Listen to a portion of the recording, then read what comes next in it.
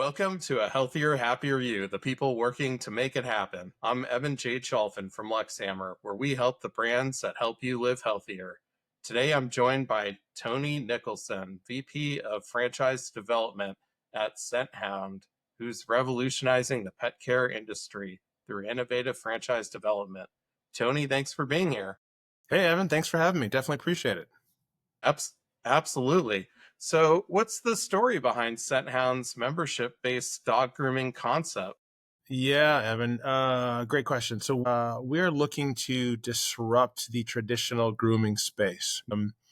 I take my dog to a groomer once every 3, 4, 5 months for the usual things: to get a haircut, to get washed, to get bathed. Um, Whereas with Scenthound, we're looking to do all the things you can do at a traditional groomer, plus quite a bit more. Meaning that at Scenthound, you can get your dog washed, you can get your dog's teeth brushed, nails grinded or clipped, ears cleaned, and then we wrap in this very intuitive concept called a scent check. And that's where we're analyzing your dog's skin, coat, ears, nails, teeth, and then there's a silent G for the glands. And then we're actually assigning a value or a score on each of those areas. One being not so great, either being not so great, A, or B, do not pass go, go see a veterinarian as soon as you can. Five being the best score that dog parents can receive. What's cool about what we're doing, Evan, is that most dog parents, the first time they come to Scenthound, the scores that they receive for their dogs are a lot lower than they would like and or think. But I say, don't worry. Although your scores are a bit lower today, over time, by you being consistent with the membership model, coming in every 30 days ish, we can bathe your dog. We can do all the things you can get done at a groomer. But then we can also, with that scent check, we can raise those scores over time. And Evan, if we can raise those scores, the science and the data proves and tells us that your dog is going to be healthier. Your dog's going to be healthier. Your dog's going to be happier. You as a dog parent, you're going to get a ton out of that because you connect and bond with your dog.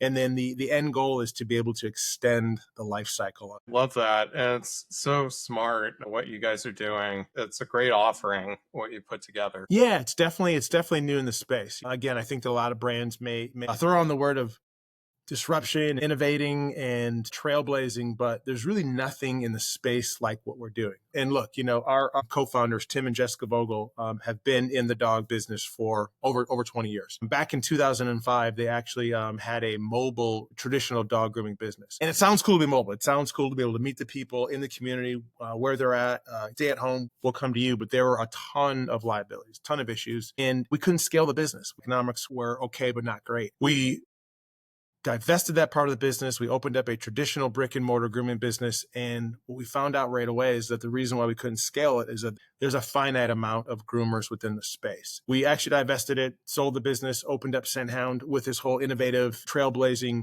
concept of the scent check. And it's been go mode since. I can only imagine. So I'm interested, you guys are franchising as well, right? Yeah. So we opened up the first Scenthound location back in 2015. So we're going on a 10-year anniversary as of this spring. Opened it up, started to scale, opened up 2 to 3 additional corporate locations. We actually call them centers. And we did it for proof of concept to make sure that we had something that was scalable and that worked. And then right around 2018, we did receive private equity backing. And, sometimes when investors and folks within the, franchising / investor community hear the term private equity, folks get nervous. But our overall private equity investment and partnership has been absolutely amazing. It's really helped us to scale, grow, and really get a lot more resources. So right around 2019, 2020, we did draft and create an FDD. So in the world of franchising, an FDD is an acronym for Franchise Disclosure Document. Every brand has one, from McDonald's to Subway to Anytime Fitness, Planet Fitness, they all have. And those FDD documents should be updated every 12 months-ish. And so we decided, had a great concept, create our FDD. We actually launched this business in March of 2020. So I don't know if you remember what was happening back in March of 2020, but the entire world was shutting down, right? So we launched this business while every other business was pausing. I was in the fitness industry for many, many years, about 20 plus years. I love the fitness space, but we literally crashed during those times. Fortunately, or maybe unfortunately, the pet space, specifically what we do at Scenthound, it was actually a springboard effect. So coming out of COVID-19, We started franchising, started selling licenses back in 2020, going into 2021, and we've just seen some amazing. Yeah, so I'm curious, how are you supporting franchisees in their growth? Yeah, that's a good question. And I don't want to assume that everyone appreciates this, but in the world of franchising, there's about 4,000 concepts. And not all brands are created equal, Evan. Now, if I'm hopping into a franchise, what I would expect if I'm in their shoes, I expect a turnkey support. I expect a business in a box type mentality. You help me find my location. You help me negotiate. You help me design it. You help me with my equipment. You get me trained. You get me onboarded. Not all brands within the franchising concept do that. We do at Scenthound, and I think that's what we're proud of. Is that we really want to onboard our folks. We want to take them from whatever you've done in the past. We want to turn you into a franchising machine, and then we want to help you scale. Well, as we're the franchisor, it's our duty to evolve over time. And we've been around for 20 years, opened up the first Scenthound 10 years ago, started franchising about 5 years ago, but we didn't know everything 5 years ago, as it relates to kind of scaling and onboarding folks.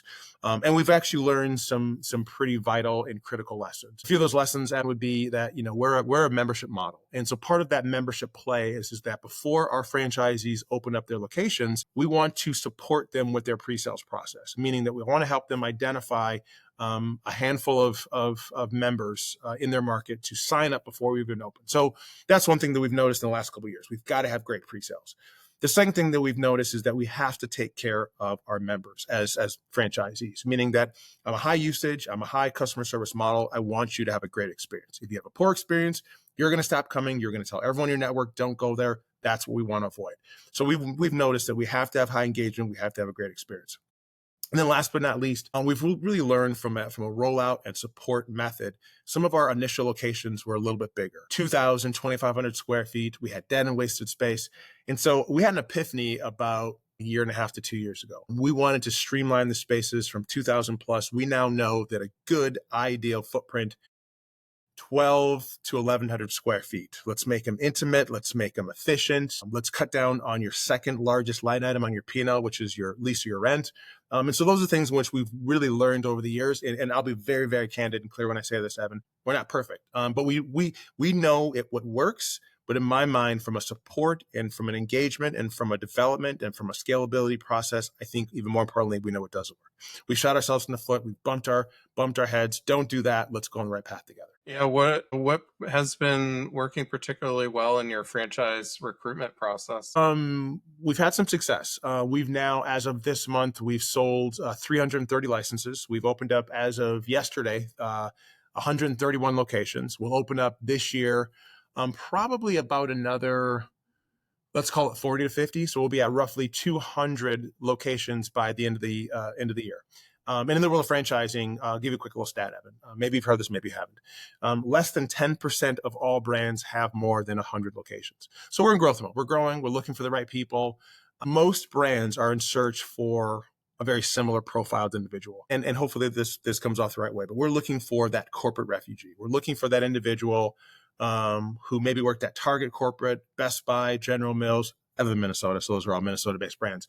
And they love what they do, but they're a little burnt out. They're a little tired. They're tired of making Best Buy stock go up. And the goal is to find those individuals, craft a plan where they can at some point walk away permanently from their W-2, scale, replace their current income, and then have a lot more freedom, a lot more flexibility.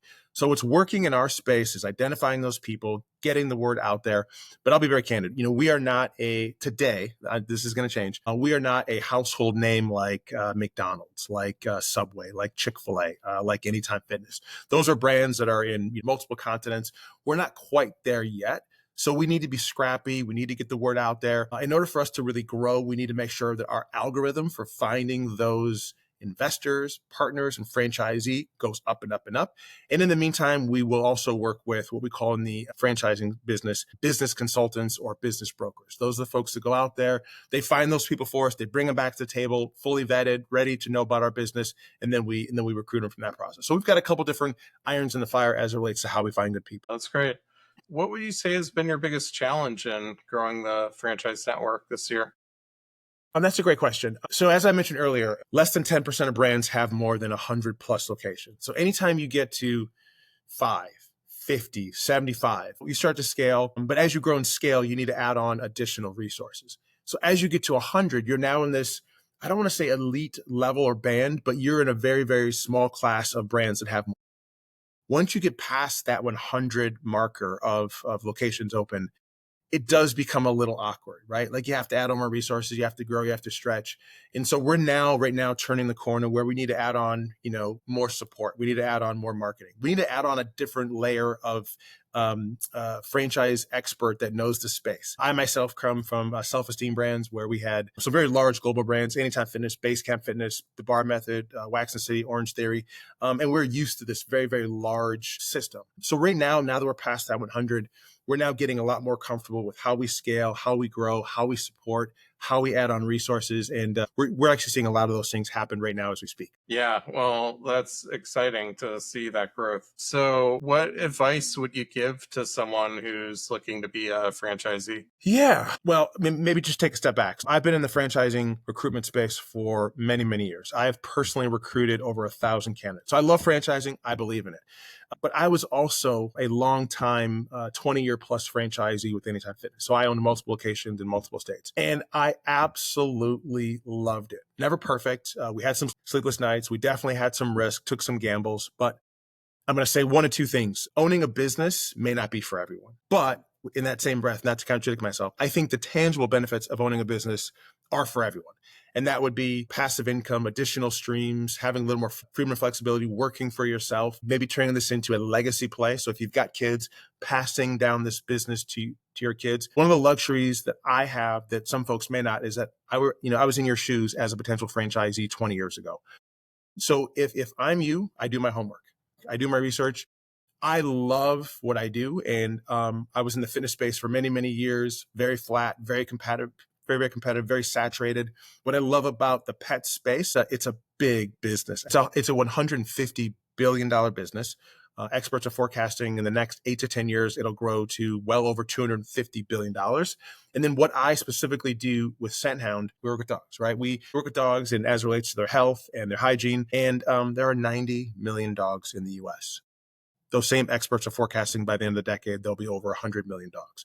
So that's the opportunity. All that to go back that if I'm in your shoes and I'm looking for a brand, I'm looking for a concept, I don't know if I want to be in food. I was in fitness and I don't know if I want to go back to that space. I love the pet space, but I also know that I may not be for everyone. And there's often this unique misconception that if I'm going to hop into the pet space, specifically dealing with dogs, I've got to love dogs. I've got to be a pet or animal lover. And that's not necessarily the case.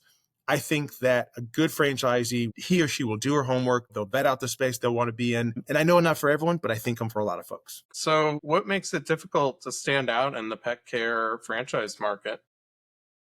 Yeah. So, I think the good news is that there's a lot of spend, right? Go back to the numbers, $150 billion in spend. I think what's unique about Scenthound's value proposition, no one's really doing what we're doing from an apples to apples standpoint, right? Now, again, all of us folks in the pet space, we're all going after that $150 billion opportunity.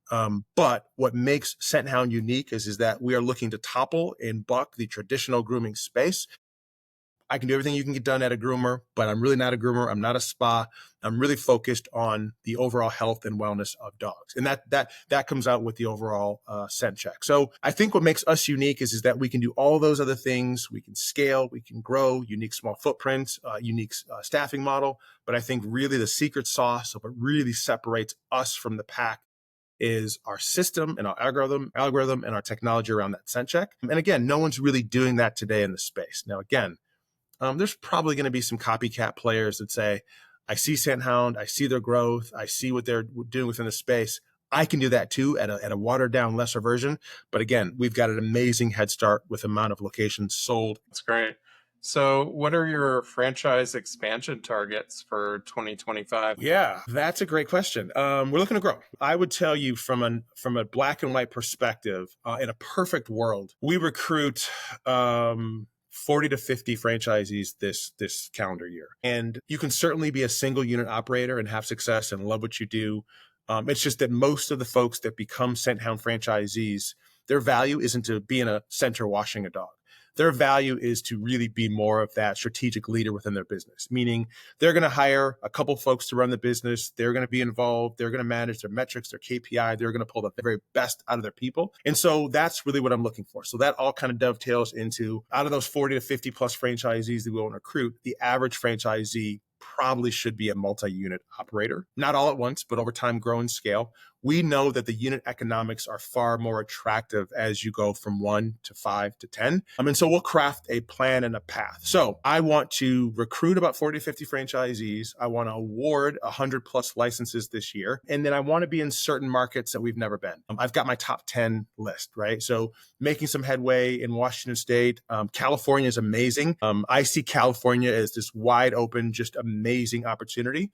We're a South Florida brand, and we've got some traction and overall development there, but there's plenty of room to grow there. We love the Midwest, and I'll end this quick response off with, there is an untapped, amazing opportunity in the great Northeast. Think of New York, think of New Jersey, think of Boston, think of Pennsylvania. And then I love Phoenix. I love Nevada. I love those markets where I'd love to plant more flags. And for the record, as I mentioned, 131 locations, 330-ish sold. We're in 28 states plus DC. I can open up a Scenthound in almost every state except for North Dakota, South Dakota, and then we're going to see about Hawaii. Oh, that's great.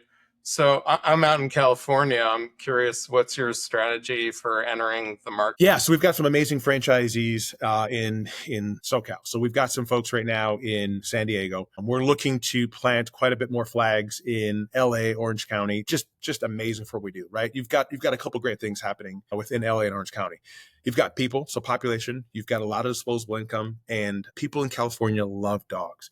So California is great. I'm also looking to move my way up to the Bay. I love the Bay. I also want to get into the urban core, which would be San Fran. And then at some point, I would also love to see some growth within Sacramento. But I mean, in the franchising world, the entire state of California is just a wide open, just amazing area for growth. I think that if we developed every market in California that was actually viable, that would be our large state by far. Yeah, absolutely. Well, we have a lot of people here and a lot of dogs for sure. You do. So how are you currently finding these qualified franchisee candidates? Yeah, so it's a mixture of that broker network / consulting group that we're partnering with today. And then I'm working on a couple strategies around how I can. So within the franchising world, there's something called organic lead generation. And that's where we're looking to find all of the candidates out there that most of them have corporate backgrounds that are looking to find a business. And you find those folks via a couple different ways. The big one is you find a good chunk of those folks via different social media platforms. And for my business, what most franchisors look to do is basically identify those folks via platforms like LinkedIn. Not that I couldn't find folks via, Meta, Instagram, Facebook, X, or TikTok. It's just that I'm looking for someone who has that business background. And most of those people are going to be nestled within a platform like LinkedIn. And so for us, our challenge, our opportunity is to really find a way to refine our organic lead gen process, get the word out to those individuals, get them to notice us versus every other brand. And there's about 4,000 concepts out there. And so that's really what we're hyper focused on. Now, we'll go to conferences, right? Last week, Evan, I was at the multi-unit franchise conference out in Las Vegas. At that conference, there were tens of thousands of people. There were a lot of brands, there were a lot of vendors, and there were probably a few thousand multi-unit franchisees. The average multi-unit franchisee had, I believe, between 32 and 35 locations in the current brands that we're in. A lot of food folks, a lot of fitness folks, a lot of beauty folks. And so just last week alone, we were able to identify about 26 groups that had interest, wanted to grow, wanted to diversify, and then most importantly, saw value in the pet space. Conferences make sense, organic lead flow and generation. And then, of course, right now, a lot of us rely heavily on business brokers / consultants. Yeah, definitely. So what's working best in your franchise sales process?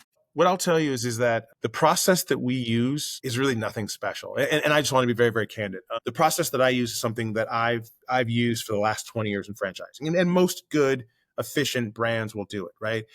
And it's a bit of a process. I always tell candidates that it's not a sprint, but it's also not a marathon. From the time in which a candidate raises their hand, they now become a lead, to the time in which they sign their paperwork, fund their overall agreement.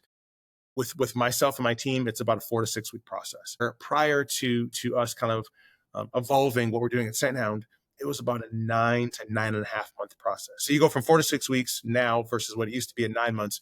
We really want to make sure that we're very efficient with our time, right? I know that people are busy. I know that they're looking at us and probably some other concepts and some additional brands. And so I want to really make sure that I'm maximizing their process. And so it's very, very black and white. We meet. I get to know more, more about you. I get you out the FDD. We do some market planning.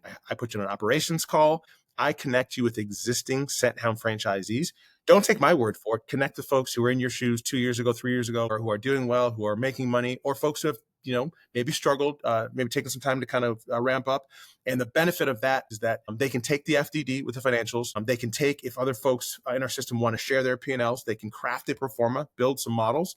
And then the very, very last step in the process, and hopefully I'm not giving away too much of my formula, is that we now invite all of our candidates down to our Meet the Pack, which is our version of Discovery Day. And again, all of this takes 4 to 6 weeks. Yeah, absolutely. I'm curious, just bigger picture, what trends in the pet care industry excite you most? I think there's a lot of opportunity with partnerships, but I'll tell you what, Evan, I'm not as hyper focused on the granular details of products and specialty items. We are hyper focused on data. So I spent a ton of time in the fitness space. And what we found out in the fitness space is that if I can get some data around you as a client, as a member, around your health and your goals, I can use that data to morph you into the person you want to be. It's the exact same thing with dogs. So today, we see about 65,000 dogs every single month across our network. That's a lot. We're forecasting, and the goal at some point here in the next 6 to 8 months is to service about 100,000 plus a month. And then it'll be 500,000, then it'll be 1 million, right? So we want to keep growing. Well, we're sitting on, I don't know if you've ever heard this term, but data is the new gold. And so the data that we're sitting on helps us to run our locations better, service dogs better, give our dog parents more time with their dogs. And so the thing that I'm the most excited about, I want to listen to the data. If the data is telling me that we should ebb here or zig here or zag there, I want to listen to the data. And then I feel like dog parents are going to benefit from the information that we're learning. And that's going to open up to additional partnerships. That's going to open up to some new technology. And we are hyper excited about AI. AI is impacting everything we do. And it's also going to make a huge impact with what we do within our space. Yeah, maybe you could talk a little bit more about how AI is impacting what you guys are doing.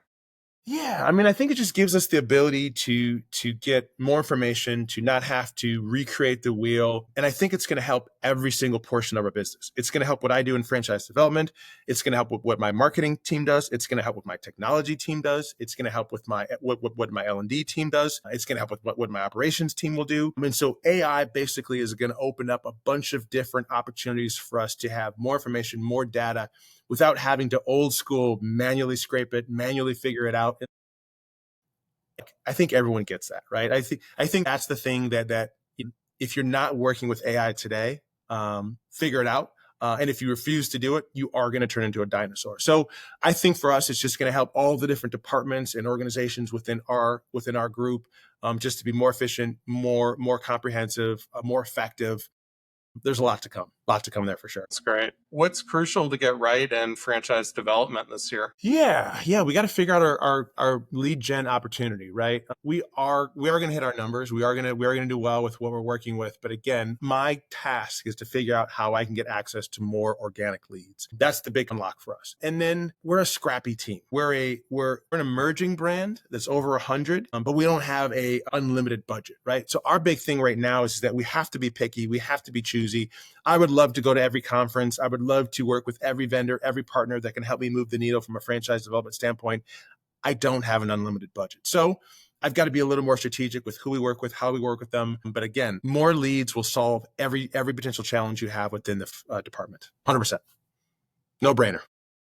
Yeah, absolutely. So what would make 2025 a successful year for Scenthound's franchise development? Hitting those metrics, hitting those goals. I've got that black and white goal of 40 to 50 franchisees. I think probably 100 to 130 licenses, maybe more, maybe 150. But let's just back up quickly. When you recruit and usher a franchisee in, it's got to be a good fit for them. It's got to be a good fit for us. And then it has to be a great fit for their community and for their marketplace. So all of those things have to be aligned.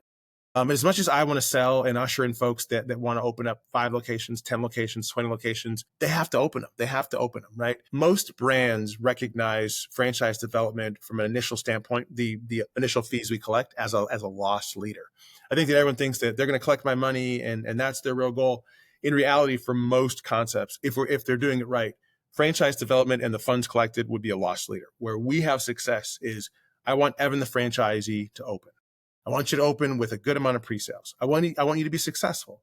I want you to now learn the process. I want you to get to a point now where you're able to stand on your own. We're always going to support you, but I want you to get to that point where now a year in, you feel comfortable, you feel confident. And then for us, it's scalability. So not only do you have to open them, but I want you to scale, but your unit economics have to be amazing. All of that is now accomplished with operational excellence, a great marketing team, a great branding team, a great support team, but it starts with me. It starts with me at the franchise development level, meaning that I've got to set the proper expectations. I've got to recruit the right people. I've got to get these people in the mindset of saying that if you're going to buy 5 licenses, we're going to open 5. We're going to open 5, right? So ushering them in, recruiting is just the start of it, but I've got to find the right people in the right markets with the right mindset. And this probably sounds really cliched, but I really want to find coachable, moldable people, right? Our co-founder, Tim, has this goofy analogy that he loves. I love it too now, where you become a franchisee, you become a Scenthound partner. Let's bake a cake together. Evan, as the franchisee, has never baked a cake before. That's okay. We have. I've got a recipe. I'm going to give you the recipe. Take the recipe, verbatim, put every ingredient, every item in step by step by step. Taste the cake for about a year. At the end of the year, you probably know that the cake is pretty good, right? And at that time, if you want to add a little more sugar, go for it. If you want to add a little more baking soda, go for it. A little less flour, go for it. The very best franchisees will follow the playbook, follow the recipe, item by item, verbatim, and they'll taste it. And over time, they'll say, well, this is great, but I know that what I do in Minneapolis versus California versus Michigan versus Florida, they're all different markets. People are people, dogs are dogs, but they're all different markets. And a good franchisee will slightly tweak it, making it more unique and curate it for their market versus at some point, I don't want Evan, the franchisee, to bake scones, right? So that's really what's important to us this year in Friend. Yeah, well, that's great. And I think that you guys have so much going for you. You have an incredible model, and I'm excited to see you continue to grow. Yeah. And another thing I also wanted to add to Evan is that I've been in franchising for a long time. I've worked with private equity groups, family offices, very, very large investment groups. And what I love about what we're doing at Scenthound is that Tim and Jessica Vogel, our co-founders, CEO and chief branding officer, they love what we do. If you didn't pay them a dime to do what we do, they would be on board. Now, we want to make money, right? We want to make, this is a very solid business. The unit economics have to be great, but they love what they do. And you can't buy that kind of passion. That's what I love about what we're doing. So we're in a great space. We're seeing this hockey stick type of growth. And at the helm, you've got our CEO and our chief branding officer. They love what they do. And they're going to pour that passion into the business, into our franchise partners, into the corporate staff. We're actually called central folks. There's a lot of puns with scent. And that's really what you're going to get from a benefit of what we're doing right now. All right. Well, I can smell success. Well, that's it for today's episode of A Healthier, Happier You, the people working to make it happen. A huge thank you to Tony Nicholson for sharing his insights and the amazing work Scenthound is doing to help pets and people live healthier, happier lives. If you enjoyed this conversation, make sure to subscribe, leave a review, and share it with someone who could benefit. And if you're a brand or business making an impact in health, wellness, or personal care, we'd love to help you grow. Connect with me at luxhammer.com. Thanks for listening. Until next time, stay healthy, stay happy, and keep making a difference.